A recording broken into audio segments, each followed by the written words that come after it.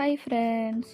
ஹாஸ்பிட்டல்லேருந்து கிளம்பி காரில் நான், பையன், என்னோடய ஹஸ்பண்ட், சிஸ்டர், அப்பா எல்லாருமே ஹாப்பியாக கிளம்புன கொஞ்ச நேரத்துலையே இருட்டிடுச்சு ஃப்ரெண்ட்ஸ்.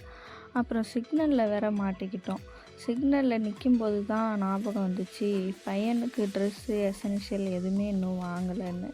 ஸோ காரை ஓரமாக பார்க் பண்ணிவிட்டு ஹஸ்பண்டை ஃபஸ்ட் க்ரைக்கு அனுப்பி தேவையானதெல்லாம் வாங்கிட்டு வான்னு சொல்லி அனுப்புனேன் ஃப்ரெண்ட்ஸ். எல்லாத்தையும் ஃபோட்டோ எடுத்து எனக்கு அனுப்பி இது வாங்கணுமா அது வாங்கணுமான்னு சொல்லிட்டு ஒரே டிஸ்டர்பன்ஸ். என்னால் நடக்க முடியலன்னு தான் அவனை அனுப்புனதுக்கு பேசாமல் நானே போயிட்டு வந்திருக்கலாம் போல் இருந்துச்சு ஃப்ரெண்ட்ஸ்.